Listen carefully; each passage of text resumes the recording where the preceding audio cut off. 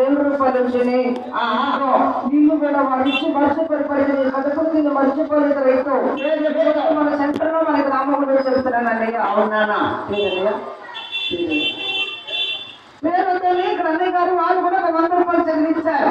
ఆయన ఇచ్చారు కదా బాబాయ్, నువ్వు ఎప్పుడు సాయం చేయాలి అయినా మన బాబాయ్ గారు తీసుకోమని కళాకారుడు కష్టం వచ్చి కార్యకర్తకుండా ఒక 100 రూపాయలు చదివించారు. మన బిడ్డల పేరు మీద మన కుటుంబం పేరు మీద మన పాడి పంటల పేరు మీద వారిని మన కుటుంబ దేవుడు దీవించింది కాక. మీరు ఒక నాయకులు గారు ఒక అరకత్తుని ఇస్తారు, ఒక అరక కడతారన్నయ్య.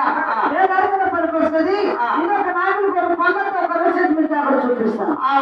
మన పిల్లలు పెట్టి తప్పలు కూడా మన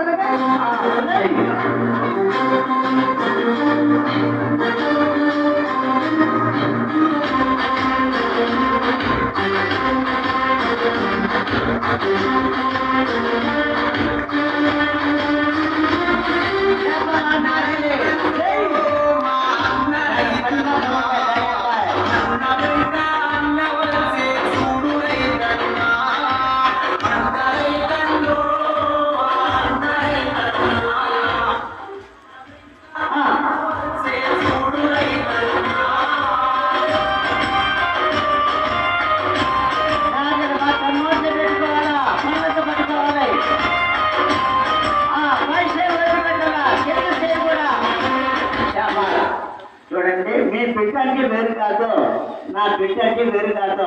మిమ్మల్ని కొంచెం ఒక నెత్తురు కాదు, మమ్మల్ని కొంచెం ఒక నెత్తురు కాదండి. ఆ పైన పోయి భగవంతుడు మన పొలంలో పెద్ద పెట్టేశాడు, మన జన్మ మాత్రం వచ్చాడు సార్.